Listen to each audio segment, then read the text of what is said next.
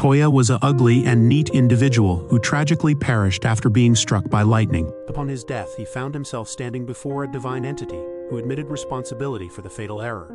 The deity explained that the incident occurred during an ill-conceived attempt to impress his obnoxious friend Zeus, which led to an uncontrolled lightning strike. To atone for this blunder, the deity offered Toya a second chance at life in a realm brimming with magic. As an additional gesture of goodwill, he allowed Toya to bring along his smartphone, given the latter's unrelenting obsession with TikTok influencers. Upon awakening in this enchanted world, Toya was promptly contacted by the deity, who assured him that he could reach out anytime. Annoyed, Toya abruptly ended the call and continued on his way. As he ventured forward, a horse-drawn carriage suddenly came to a halt before him, and a man quickly disembarked, rushing toward him with urgency. The man appears captivated by Toya's sleek modern attire, clearly fascinated by its foreign design. He promptly escorts Toya to his shop in the bustling town. Once inside, the man offers Toya money, but only on the condition that he strips down right there in front of him. Reluctantly, Toya complies, receiving a set of local clothing in return. Though mildly violated, he brushes it off and moves on using Google Maps on his phone. Toya efficiently navigates the unfamiliar streets and locates a budget-friendly motel. As he strolls through town, he passes a shadowy alley where two young women are embroiled in a heated dispute with two grotesque men. The men, dressed flamboyantly and wielding an extravagant glass phallus, appear to be scamming the women, offering far less money than the peculiar item is worth. Sensing injustice, Toya steps in. He offers the girls a gold coin in exchange for the glass artifact. Without hesitation, he picks up a stone and smashes the ornate object into shards, shattering it beyond repair. The two men, outraged by the audacity, immediately lunge at him in fury. Unbeknownst to them, however, God had significantly enhanced Toya's physical capabilities during his reincarnation. Now, the only thing capable of bringing him to his knees is the crushing power of a thick woman's thighs. The first man attempts to stab Toya, but his heightened reflexes kick in, allowing him to effortlessly evade the attack. With a swift movement, he drives an elbow into the assailant's torso, sending him sprawling to the ground. Meanwhile, the girls manage to handle the second man on their own. Once the immediate danger is dealt with, Toya approaches the twins and hands them a gold coin as compensation for the shattered glass artifact. The girls introduce themselves as LZ and Linz, revealing that they are twins working in the town. Curious, Toya asks if they know of any suitable accommodations, to which they kindly offer to guide him to a nearby motel. Upon reaching their destination, Toya immediately uses his charm and charisma on the receptionist, effortlessly securing his place while causing the twins to exchange jealous glances over a shared cup of tea. Els, with a grin, mentions that they can visit the Adventurers Guild the following day, and the group prepares to retire for a peaceful night's rest. The following day, Toya and the twins head to the Adventurers Guild. It is there that Toya quickly realizes he is unable to read any of the signs or notices. Linz, mocking him, calls him an illiterate bastard. Meanwhile, Els receives a quest to slay wolves in the nearby forest. After registering, they equip Toya with a sword and make their way into the woods, only to be surrounded by a pack of vicious wolves. As one of the wolves lunges at Els, she retaliates with a powerful punch, felling the creature instantly. Toya, with swift precision, draws his sword and cleaves his wolf in two, while Linz uses her fire magic to roast her own wolf, an action that catches Toya off guard.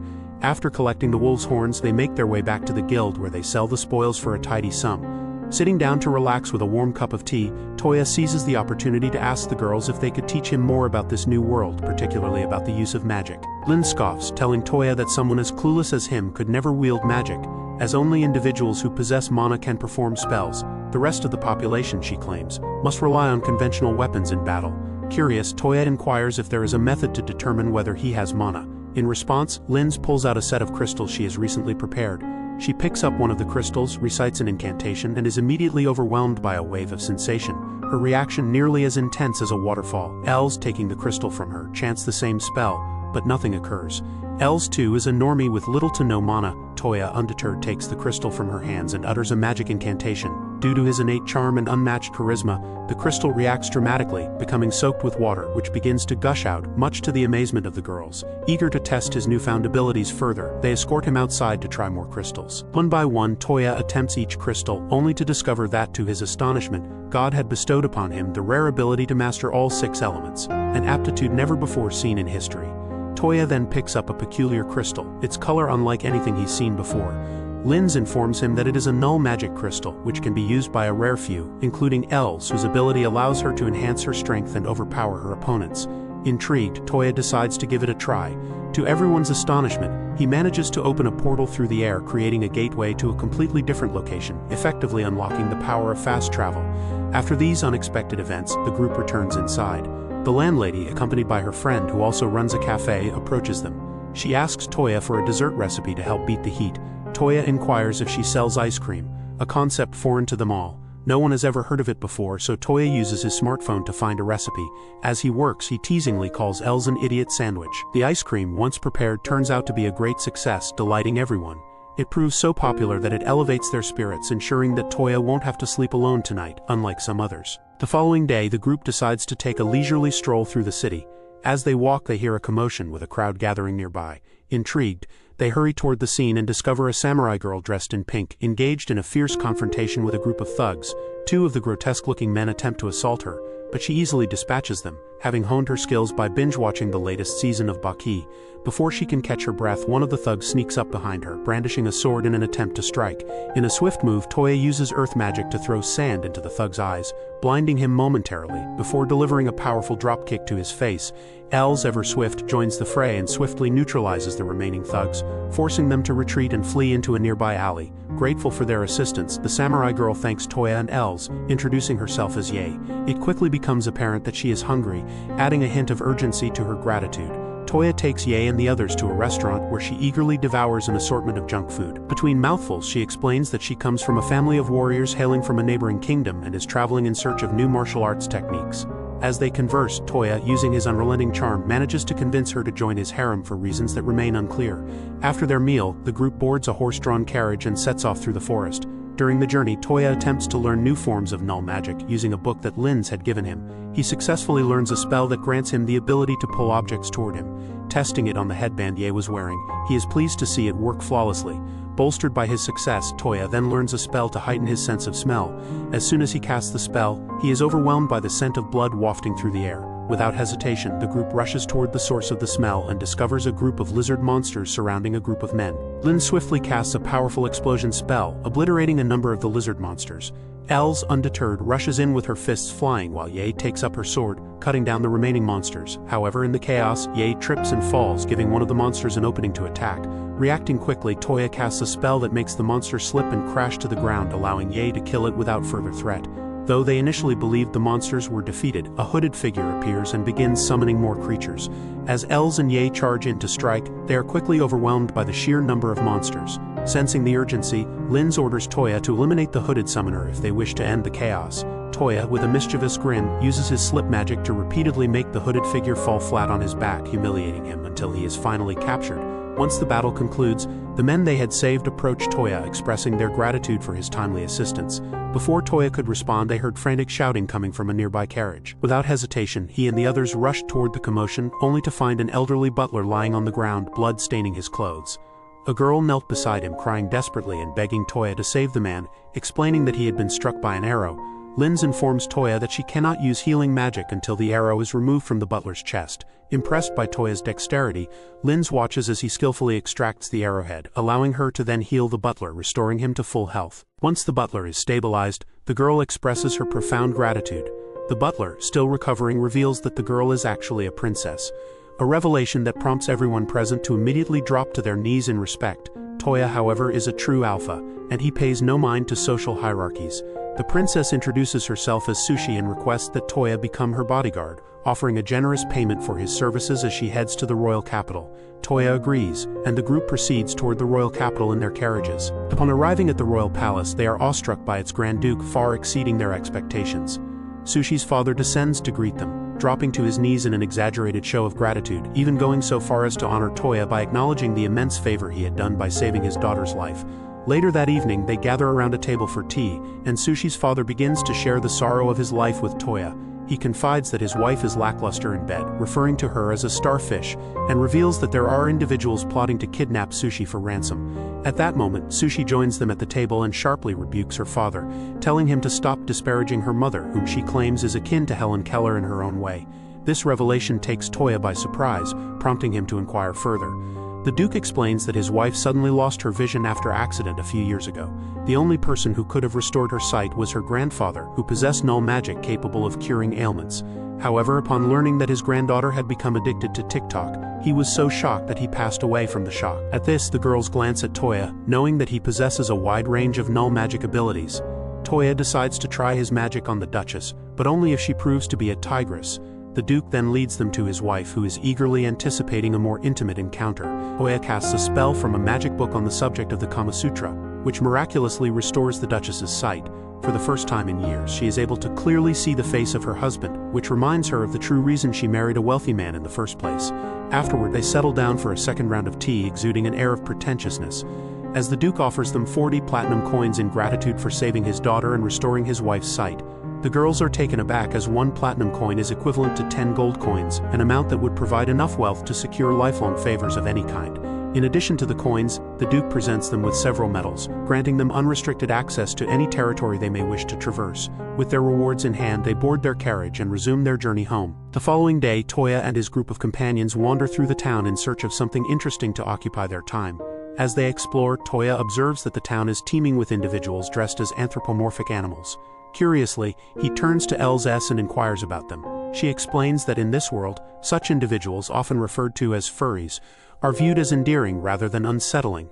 Toya finds the situation quite intriguing and continues to explore the area, eventually spotting a sorrowful-looking furry girl on the street.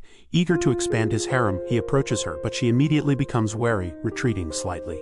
She asks him what his intentions are and reveals that she has become separated from her sister, but she is reluctant to accept his help due to a lack of trust. In response, Toya quickly pulls out his iPhone, showcasing his map, effortlessly flexing on her. This display manages to charm her, and she begins to trust him. With the aid of Google Maps on his phone, Toya successfully locates her sister and returns the girl safely to her. The sister expresses her gratitude for his assistance, and after the exchange, Toya and his group continue their exploration of the city. Els suggests they go shopping, and Toya quickly agrees, instructing them to split up and meet back at the inn. As evening falls, everyone returns to the inn, but Toya is still missing. After some time, he finally appears, rushing toward them. The girls barely pay attention to his late arrival, as they are utterly impressed by the remarkable coat he's wearing, which makes him look like a formidable level 80 boss.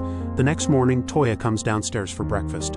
At the request of some idle individuals like you, he sets up his crafting table and creates a chessboard to pass the time. While he asks the motel owner if she'd be interested in spending the night with him, Ye and Hes walk into the inn carrying umbrellas due to the rain. Hes informs Toya that they need to visit the Duke today, and have brought a selection of cakes to present to him. Toya completely forgets about his appointment, so he thanks Hes and heads over to the Duke's mansion to meet him. They all indulge in a variety of cakes while the Duke invites Toya to a game of Japanese chess, a challenge that Toya cannot turn down.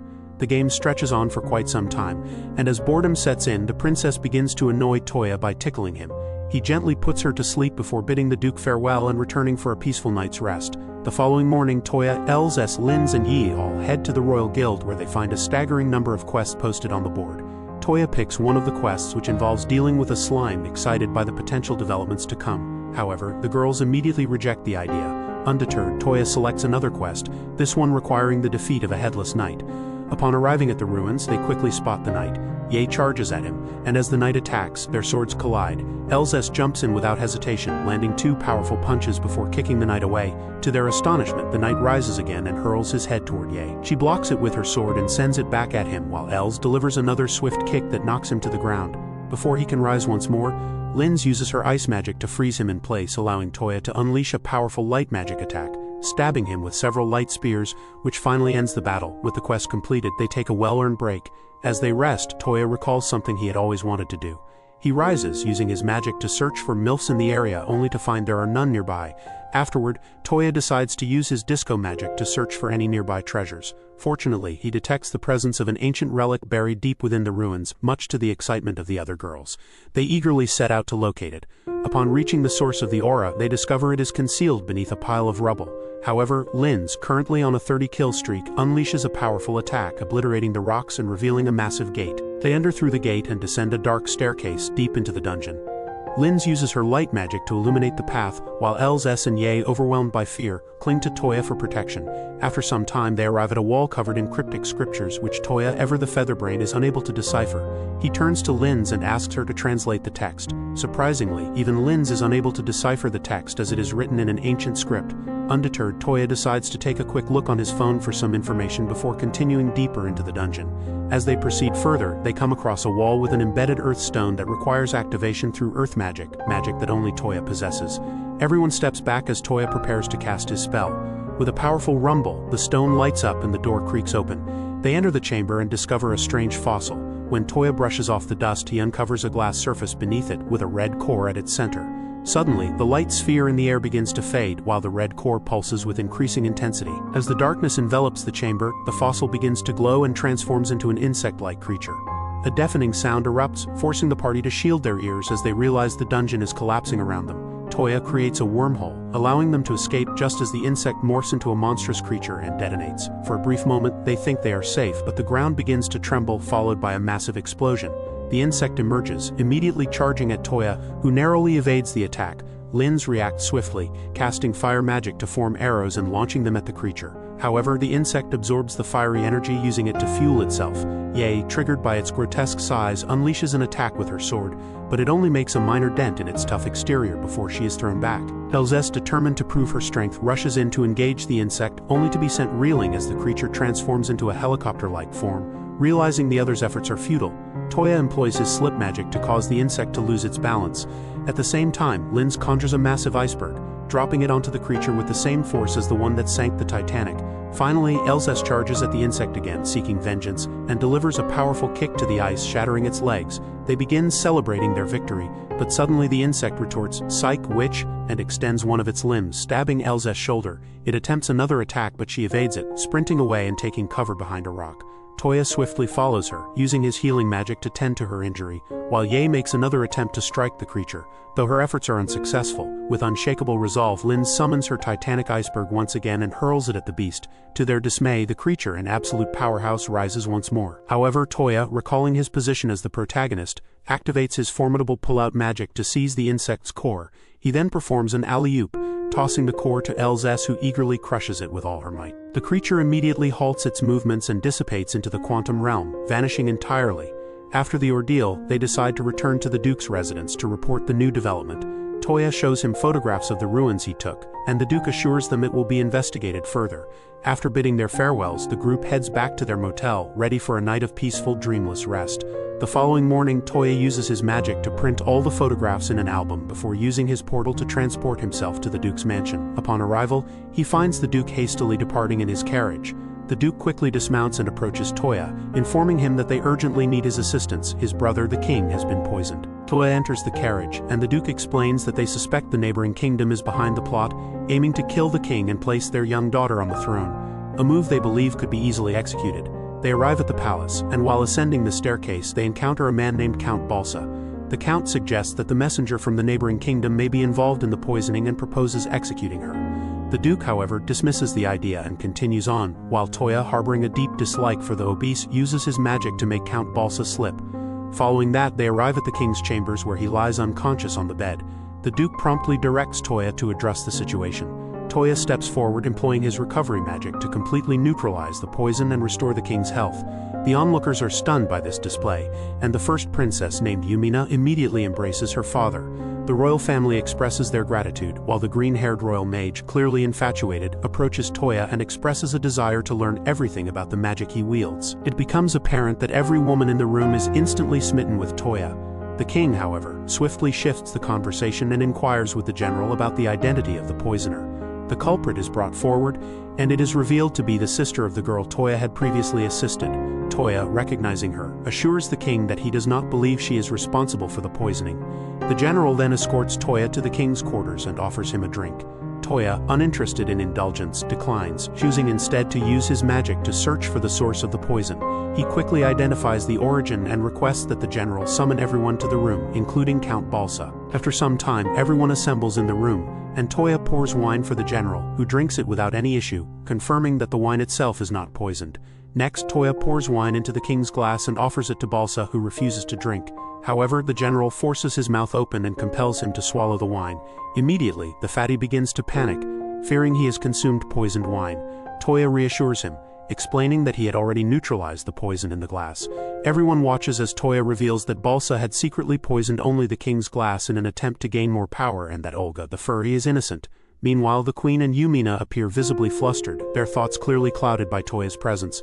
Balsa, in a desperate attempt to flee, tries to make an escape, but Toya uses his slip magic to trip him, causing the princess to experience an overwhelming moment of pleasure. Afterwards, they all sit down for some tea.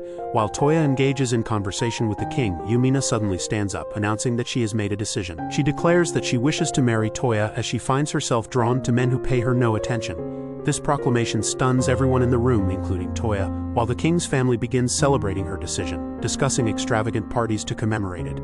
Meanwhile, Toya, embodying the essence of a true Sigma male, politely rejects her proposal. The king then informs Toya that the princess possesses a magical eye, which allows her to see the unique abilities of others.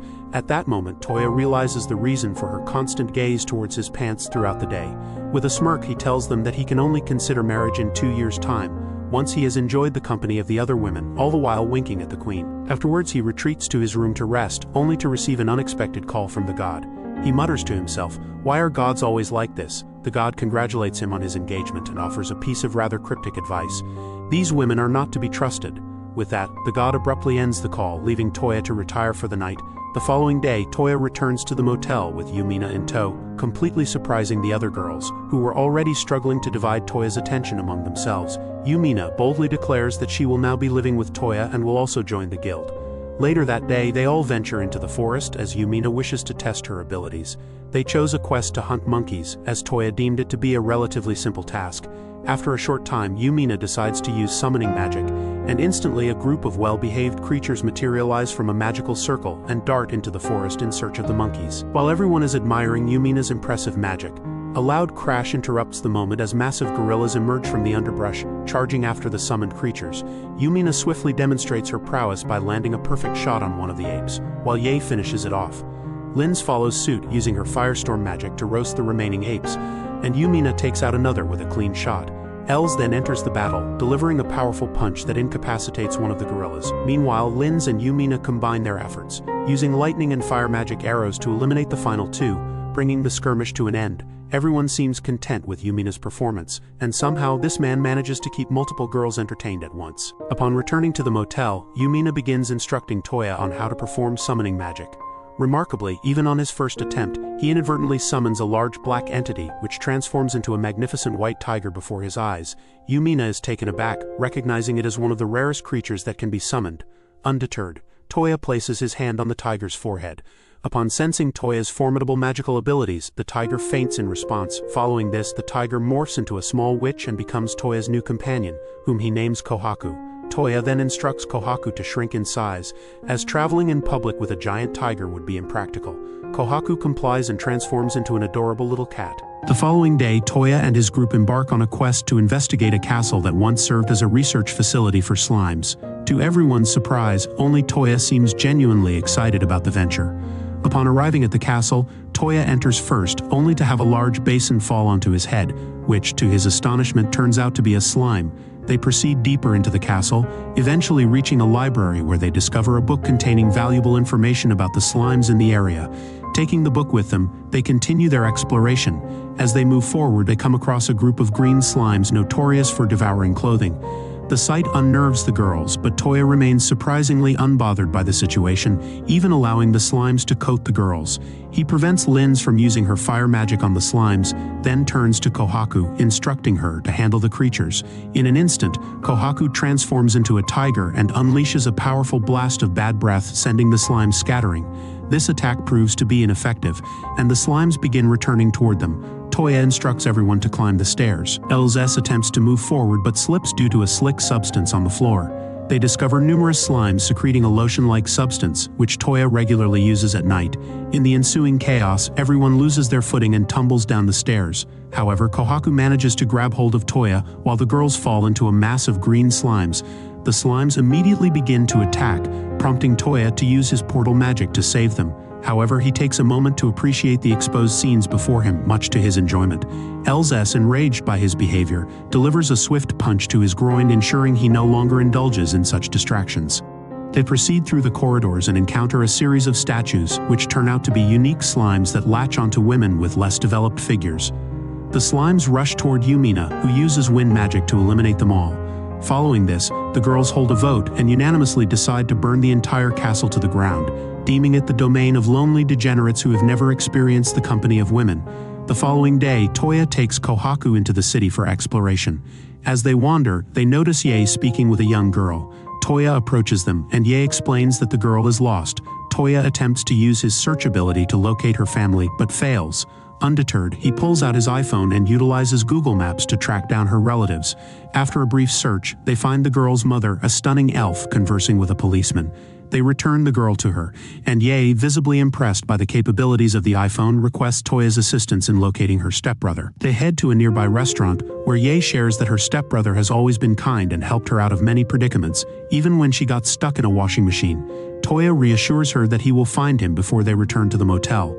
After some time, Linz enters Toya's room and seeks his assistance, as she has come across an ancient magical scroll that she is unable to decipher. Toya quickly taps into his intellect and fashions a pair of magical glasses capable of reading any language, enabling Linz to understand the scroll. She reveals that it contains instructions for an offensive magic spell and requests Toya's help in mastering it. Together they head outside, where Linz practices the water magic attack repeatedly, until she exhausts all of her mana and collapses into Toya's arms.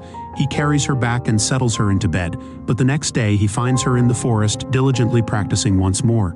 Without hesitation, he grabs her arm and channels his magical energy into her body, ignoring any protective measures. Linz immediately feels rejuvenated, and Toya explains that Mommy from the king's castle taught him this technique. Determined, she attempts the magic once again but fails, expressing doubt that she can succeed. Toya offers words of encouragement, urging her to try once more. This time, Linz succeeds flawlessly, unleashing the spell with such precision that she obliterates an entire tree. The following day, they find themselves facing off against a rock demon. Linz uses her newly acquired magic to weaken it, while Elzes utilizes her punching gloves to deliver the final blow, which results in her gloves breaking. Noticing Elzes' downcast mood, Toya decides to take her to the royal capital. There, they replace her gloves, and she expresses an interest in trying on a dress. Toya accompanies her to a shop where they engage in some playful role-playing, only for Yumina to interrupt and inform him that the king has summoned him for an important matter, much to everyone's surprise. Toya proceeds to the king, who grants him an entire mansion as a reward for his involvement with his daughter. He returns to the mansion with his harem of ladies, and they take in the magnificent surroundings. After exploring the interior, Toya suggests that the other girls should move in as well, which shocks them, as the mansion was intended for him and Yumina. However, Toya, with his undeniable confidence, declares that he wants all of the girls for himself, leaving little for anyone else. He then sits outside playing with the unspecified. When Yumina calls him in to make him meet the workers there, including some irrelevant characters, Ren the butler, and two ultra-hot maids with good plot development, Ren informs him that the Duke and Sushi have arrived to meet him, and he goes outside alongside Yumina to meet them over some tea. The Duke tells him that they need to make good relations with the neighboring kingdom, and tells Toya to become their ambassador, as he has the greatest amount of riz that he has ever seen. Toya agrees, and the next day, soldiers from both kingdoms arrive to accompany him for his travels to keep him safe during the journey. He plays chess with Olga, while the rest gamble away like total losers. Later that evening, they all create a campfire, where Toya tells them the story of the ugly duckling, which everyone finds very funny, when suddenly one of the Beastman soldiers gets up and tells them that they are surrounded by bandits. Toya flexes on the peasants once again and locates all of the bandits on his iPhone before clicking on them and paralyzing them all through his phone. What sort of iPhone is this? They capture all the bandits and bind them securely, while Toya notices Olga seemingly flirting with Lion, the captain of the Royal Knights. The girls insist that Toya play the role of a wingman for Lion. So the following day, Toya approaches him while he's purchasing some Viagra. Lion, embarrassed, quickly claims it's for his mother. Toya, ever the strategist, instructs Lion on how to impress a woman by advising Olga's younger sister to choose any brooch she likes, with him covering the cost. Realizing that all the girls are gold diggers, Lion also buys an extravagant item for Olga, hoping for some rewards later in the day. As they continue their journey through the city, both Toya and Kohaku sense someone lurking nearby, watching them from a concealed location, though they are unable to identify the observer. Undeterred, they proceed with the caravan. Olga informs him that they won't reach the village tonight, so they decide to set up camp for the evening. Suddenly, a cacophony of animal cries echoes through the forest. They look up, horrified, to see a massive dragon soaring above them. Olga tells Toya that an intruder must have entered the dragon's territory, inciting its rage. Toya pulls out his iPhone once more and reveals that the dragon is heading towards the village. Realizing they must act quickly, they rush toward the village but arrive just a bit too late. The village is ablaze, engulfed in flames reminiscent of a Canadian forest fire, with the dragon unleashing devastation from the sky. The soldiers scramble to protect the villagers, while Toya uses his light magic to conjure a spear and hurl it at the dragon. The dragon skillfully dodges the attack and retaliates with a blast of fire. Toya narrowly avoids the inferno by leaping onto Kohaku, who speeds away. As they weave through the flames, Toya picks up Lin's, taking a thick hit to the face from debris but continuing to sprint toward the clearing. Once outside the village, Toya turns to face the dragon, while Kohaku taunts the creature with some fiery Call of Duty-style trash talk. Toya conjures a series of brilliant light magic spears and launches them at the dragon, piercing its body with multiple strikes before it crashes to the ground. Linz quickly follows up with her water magic, severing the dragon's wings as it turns toward her and releases a blast of fire. Toya leaps in at the last moment to shield her, while Yumina seizes the opportunity to blind the dragon with a flash from her sword. Els then throws a punch with the force of Thanos' Infinity Gauntlet, but it proves ineffective. Realizing he is the hero of the story, Toya charges in to finish the fight, but his sword shatters effortlessly against the dragon's scales. Just as all seems lost, someone throws a knife directly into the dragon's eye. Enraged, the dragon goes berserk, setting everything ablaze. Toya retorts "Same to you," and retaliates by burning the dragon back. Linz then forms a magical lens, allowing Toya to focus his light magic and intensify the flames. The dragon succumbs to the onslaught, collapsing and finally succumbing to death. Suddenly, a massive red dragon appears and apologizes for the destruction caused by the black dragon. The white tiger, however, remains skeptical, but Toya swiftly silences him and graciously accepts the red dragon's apology. The red dragon then soars away, returning to its home. Once the chaos subsides, the group assists in restoring the village and healing the injured, eventually settling down for a well-deserved rest. Just before they depart, the village elder approaches them, expressing gratitude for their help and presenting Toya with the dragon's fang as a token of appreciation. They also hand him a small knife, which had been found embedded in the dragon's eye, reminding him of the intense battle. After exchanging farewells, the group boards the caravan, and Toya inquires of Kohaku whether anyone else had been present during the night. She responds that two mysterious figures had been in the jungle, the ones responsible for throwing the knife at the dragon. Toya decides to let the matter go for the time being as they finally arrive at the kingdom, whose palace is a breathtaking sight, reminiscent of the Taj Mahal. They bow before the king, who expresses his gratitude for their bravery in saving the village and defeating the dragon. Yumina introduces herself to the king, who seems pleased to have the princess present in his palace. She hands him the documents outlining their alliance, and the king accepts them, advising them to enjoy their stay at the palace. Before allowing them to leave, the king turns to Toya, asking whether he truly defeated the dragon, and then unexpectedly challenges him to a duel. They proceed to the arena, where a minister offers his apologies, explaining that the king requires a proper spanking, and that only Toya can provide it. The king, seemingly a complete fool, readies his weapons as the match commences. The moment the bell rings, Toya employs his slip magic, causing the king to stumble and fall. He then places his sword at the king's throat, claiming victory.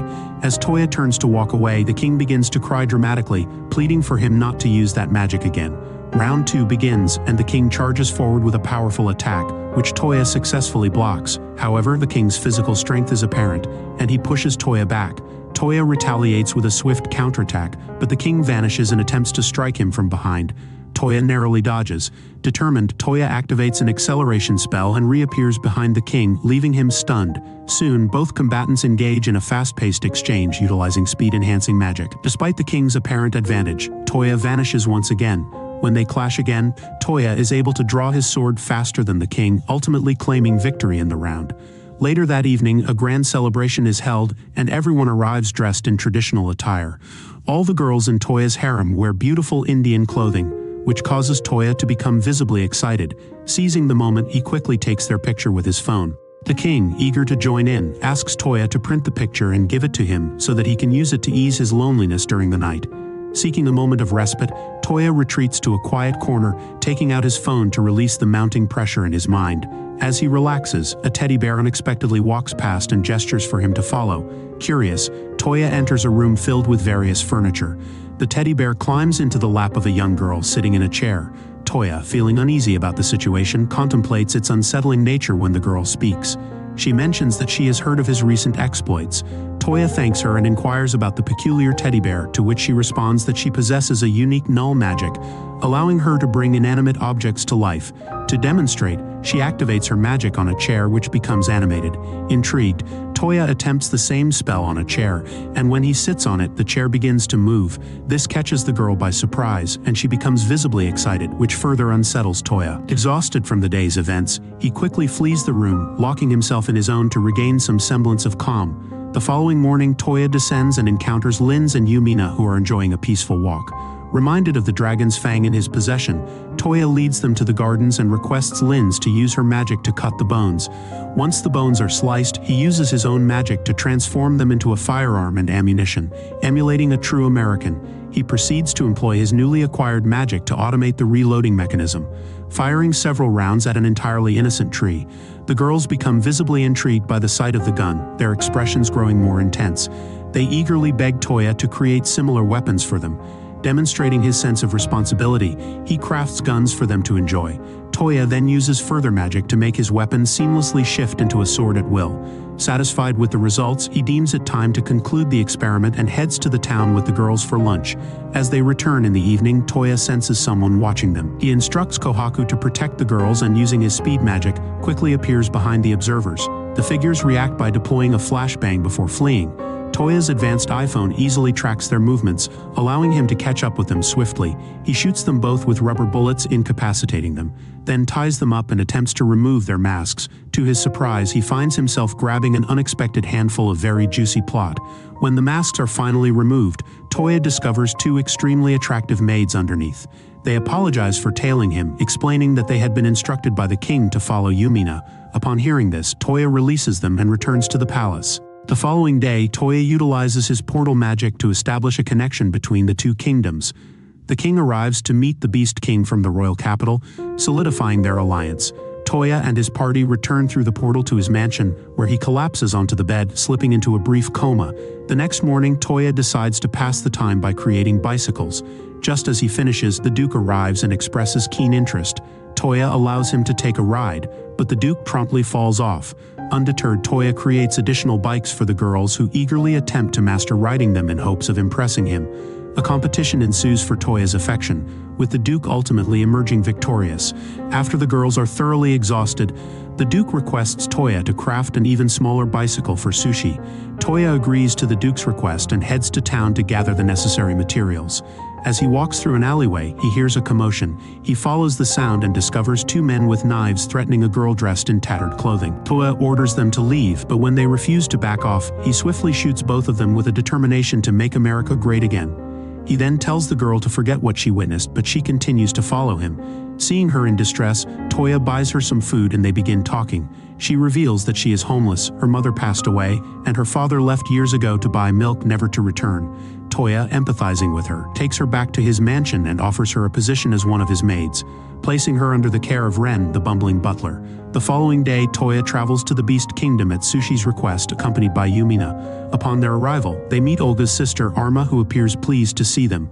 Suddenly, they spot Olga and Lion strolling through the streets. For reasons unknown, they decide to follow them. When Olga and Lion enter a cafe to eat, Toya uses Scan to observe the events inside. As they exit the cafe, the group quickly retreats, but Arma accidentally bumps into a hooded man and falls to the ground. The man turns out to be the Beast King, who enjoys wandering the streets cloaked, as it gives him the sensation of being like Batman. As they observe the couple in the park, a group of hooligans begins harassing a vendor and wrecking his merchandise. Lion stands up immediately to defend the vendor, but the leader of the thugs pulls out knives to threaten him. The Beast King and Toya, donning rather ineffective masks, spring into action, intending to remain unrecognized as they swiftly dispatch the troublemakers. However, Lion quickly identifies them. The Beast King flees, but before Toya can escape, Lion catches him. Later that evening, Toya returns to his mansion, where Ren informs him of guests awaiting him. To his surprise, the visitors are Lean and the green-haired woman Charlotte, both of whom seem quite taken with him. They settle down for tea, and Lean, eager to engage, mentions hearing about his battle with the crystal insect. She reveals that they encountered a similar creature in some ruins but were unable to defeat it, and she seeks further information about it. She expresses her desire to visit Ian, the land of Ye's origin, and informs Toya that there is a way to get there. She instructs both him and Ye to stand in a circle, instructing them to hold hands and touch foreheads. This act allows Toya to visualize what Ison looks like. Afterward, the Lean casts a simple spell, instantly transporting them all to the land of Ishan. They take a moment to appreciate the natural beauty of the surroundings before Ye leads them through the forest to her town. Upon entering, the town strikes them with its distinctly ancient Japanese aesthetic, which astounds Linz, Elzas, and Yumina, as they come from a region resembling ancient Europe. Being familiar with Japan, Toya is able to provide explanations about the various customs and structures, which impresses Ye. She then takes them to her home to introduce them to her parents. Ye inquires about her father and brother, which deeply saddens her mother. She explains that the local lord has taken them to war, and they are currently trapped within a fortress surrounded by a large contingent of soldiers. Ye becomes visibly frightened and turns to Toya, pleading for his help to save her family. Without hesitation, Toya agrees, quickly transporting everyone to a location near the fortress. He assures her that he will first use his portal to enter the fortress alone, and if all appears safe, he will then call the others. Toya activates the portal and steps inside the fortress, where he is immediately surrounded by armed guards. Ye's brother Jutaro confronts him with a sword held to his neck. Toya swiftly declares that he is a friend of Ye, which takes Jutaro by surprise. However, Jutaro remains skeptical and demands that Toya prove his claim by showing him Ye. In response, Toya opens another portal, and Ye rushes through, embracing her stepbrother warmly. The rest of Toya's harem follows closely behind. Toya gazes outward and sees thousands of zombified soldiers, their faces obscured by enchanted masks, steadily advancing towards the fortress. The defending forces, exhausted and wounded, are powerless to halt their march. Ye anxiously inquires about her father's well-being, and Jutaro informs her that their father is with the Lord, shielding him from harm. Toya quickly assesses the situation, and with a swift motion uses his phone to heal all the injured soldiers inside the fortress. This unexpected action shocks Jutaro, who, in his disbelief, assumes Toya must be some sort of sorcerer. Ye reassures him, explaining that Toya is simply impressive like that. To demonstrate further, Toya marks all the enemy soldiers on his phone and unleashes a devastating lightning spear attack that strikes them all simultaneously, decisively ending the battle in a single blow. They are soon summoned by the Lord, who introduces himself as A. He expresses his gratitude for their assistance but warns that the war is far from over. A reveals that the lord of a neighboring kingdom has been captured and imprisoned by a formidable and manipulative enemy. This adversary is responsible for creating the monsters in an attempt to conquer the world. Before the conversation can progress further, a ninja woman descends from above bearing heavy significance. She introduces herself as Tsubaki, a direct subordinate of the former lord of the neighboring kingdom. Tsubaki explains that the lord is currently imprisoned but seeks Aya's help to regain control of the region and defeat the villain. Toya agrees to assist the neighboring lord while Lai prepares horses for the journey. However, Toya declines the offer, instead instructing Tsubaki to close her eyes and recall the camp's location as he holds her hands, causing the other girls to become visibly envious. Using his magic, Toya quickly identifies the enemy's camp and informs everyone that he will travel there with Tsubaki and the lowly. He instructs the lowly to cast an invisibility spell on both herself and him, which astonishes Tsubaki. Seizing the opportunity, the lowly begins manipulating Tsubaki's personality, later blaming it all on Toya. Toya attempts to create a portal to the prison within the camp but fails. The lowly informs him that the enemy has employed a special spell to block their teleportation abilities. Fortunately, Tsubaki is permitted entry into the camp, and they follow her underground to the prison cell where the former lord is held. The lord introduces himself as Baba and expresses his gratitude towards Toya, who simply creates a hole in the prison wall, though it pales in comparison to the one in his heart. They proceed to free the other prisoners. After releasing two young men, Toya searches for the enemy Yama on his phone, but is unable to locate him. The lowly explains that a special item is interfering with his magic. They then venture outside and discover an object emitting mysterious purple energy. Toya then takes out his drone, proudly making America proud, before using his phone to conjure several magic circles in the area, raining blasts from above. Afterward, they finally manage to teleport to Yama, who attempts to look cool by wearing an eye patch. One of his subordinates rushes at him, but his attack is instantly blocked by a zombified samurai. The samurai leaps forward, aiming to slash Baba, who narrowly avoids the strike. Even Tsubaki is moved to tears at the sight, but Toya simply draws his gun and shoots the samurai directly in the face, stunning everyone. Yama, momentarily taken aback, bursts into maniacal laughter and removes his eye patch to reveal a special red stone, which grants him immortality and allows him to control the undead soldiers. Everyone is under the impression that the battle is lost, but Toya demonstrates his unique magic, swiftly snatching the stone from Yama's grasp. Shocked, Yama begins to cry, while Toya hands the stone to the lowly, who declares it to be corrupt. She hurls it into the air and Toya shoots it into countless pieces. Immediately after, Yama begins to wither and disintegrate into dust, all the while cursing Thanos. The following day, Toya informs Baba about their mission to locate the ruins in the area. Baba tells them of an island where the ruins are rumored to be located. Using his magic, Baba pinpoints its location, and they return to Ye's home, where her parents express their gratitude to Toya and bid their daughter farewell. Toya then uses his portal to transport them to the island. The girls immediately rush to the water to play, while Toya uses his iPhone to search for the ruins' location. He is taken aback when he discovers that the ruins are submerged underwater. Before he can contemplate further, the girls approach him, asking for swimsuits so they can fully enjoy their vacation. After some consideration, Toya agrees and uses his portal to return to the kingdom, inviting the entire royal family to join them for the holiday. Soon after, the girls change into their swimsuits and begin comparing who possesses the more appealing figure, while splashing around in the water. Meanwhile, the king, duke, and general engage in a race within the ocean. Toya, intent on getting some work done, casts a protection spell on his iPhone before diving underwater to locate the ruins. After several minutes, he successfully finds it, but begins running low on oxygen and is compelled to resurface. Once on land, Toya informs the lowly of his findings and inquires whether she knows of any spells that could allow him to breathe underwater for an extended period. The lowly admits that she is unaware of such spells, as she has no interest in swimming, and proceeds to call the green-haired mage for assistance. Unfortunately, the mage proves to be just as unhelpful, confessing that she too is unfamiliar with any spells of that nature.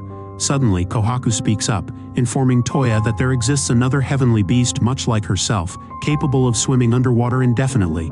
She suggests that if Toya can form a pact with this beast, he will also be able to swim effortlessly. Toya turns to the lowly, who assures him they can give it a try. They head to a secluded area where the lowly draws a magic circle, and Toya begins chanting the spell to summon the beast. As Toya calls upon the heavenly creature, the shadow before him transforms into a colossal turtle with a snake coiled around its shell. The turtle immediately recognizes Kohaku and engages in conversation with her, completely disregarding Toya. After a brief exchange, the turtle asks about him. Kohaku informs the creature that she is now Toya's pet, which astounds the turtle. However, Kohaku vouches for Toya's immense strength and urges the turtle to form a pact with him. The turtle gazes at Toya and challenges him to a duel, declaring that if Toya can still stand by sunset, he will agree to forge the pact. Toya swiftly accepts the challenge, and before the turtle can make a move, he activates his slip magic, causing the turtle to tumble onto its back without hesitation. He loads a magical bullet into his evolver and shoots the turtle, rendering it unable to rise due to its inability to regain balance. After some time, the turtle begins to whimper, humiliated, and pleads with Toya to cease, conceding to form a pact with him in recognition of his overwhelming power. Toya names the turtles Sango and Kukuyo, who instructs them to shrink. Obediently, Sango shrinks down, becoming a smaller version of itself that can float effortlessly in the air. As the sun sets, Toya prepares to dive into the water to locate the ruins. Sango promptly attaches itself to Toya's shoulders, granting him the ability to breathe and move freely underwater. Upon entering the ruins, Toya reaches a chamber adorned with gems arranged in a circle. He steps forward and touches the central gem, and instantly, the room is bathed in a radiant glow. When Toya next opens his eyes, he finds himself in an entirely unfamiliar location, one resembling a serene garden. Before he can comprehend his surroundings, a green-haired girl approaches him and introduces herself as Francesca, the guardian of this place. He inquires about their current location, and she reveals that they are situated thousands of feet above the ground, floating in an endless sky within an aerial garden created by a scientist named Regina. She explains that the magic circle he encountered underwater acted as a teleportation device, transporting him to this garden. As they explore the area, Toya asks why the garden is not visible from the ground, to which Francesca responds that it remains concealed from view, invisible to anyone unless they enter it. Regina, being a highly paranoid individual, designed numerous defensive measures, including the creation of Francesca herself, a half-robot, half-human magical entity, to serve as the garden's protector. She gazes at Toya and informs him that she considers him a suitable candidate to become the master of the garden, asking if he would accept. Toya is completely taken aback by the offer, as he has no understanding of what is transpiring. She elaborates that only an individual capable of wielding all the different types of elemental magic can be teleported through the magic circle, a mechanism that was last used by the garden's creator, Regina, 5,000 years ago. Now that she has identified a worthy candidate, she declares that she will serve him from this moment forward. Meanwhile, on the beach, the girls begin to grow anxious about Toya's prolonged absence. Their concerns are swiftly alleviated when Toya reappears through the portal, bringing them all aboard the floating garden. The lowly immediately recognizes the advanced technology as belonging to a long-lost civilization renowned for its technological prowess. Toya introduces everyone to Francesca, who deceitfully claims that Toya intends to marry her, causing the other girls to become jealous and upset with him. Yumina, however, takes control of the situation and leads the girls out for a walk, where she proposes that she is willing to share Toya with them and suggests that they all marry him. Meanwhile, the lowly continues to question Francesca, asking if there are any magical weapons or treasures in the vicinity. Francesca declines to provide any information, stating that the garden is part of a series of aerial structures created by Regina 5,000 years ago, and that there are 9 other such structures, including a vast library. The lowly, thrilled by the prospect of acquiring such knowledge, becomes eager, but Francesca admits that she has no idea where the other structures are located by that time. The other girls join the conversation, and Lynn suggests that Toya use his smartphone to search, but no such locations appear on his device. Suddenly, Francesca rises and, in a manner reminiscent of an Indian scam caller, informs Toya that he must complete registration. However, unlike a typical scammer, she proceeds to administer CPR to him, and after the procedure declares that the garden now belongs to him. Lynn stands up and tells Francesca that her technique was incorrect, demonstrating the proper method of CPR while the others observe. They all return to their mansion, where Yumina enters Toya's room and pressures him into confessing his feelings for Lynn's, which he reluctantly does. Immediately afterward, he is summoned to the training grounds by Els and Ye. Both seem to have something on their minds, and instruct Toya to spar with them without using magic.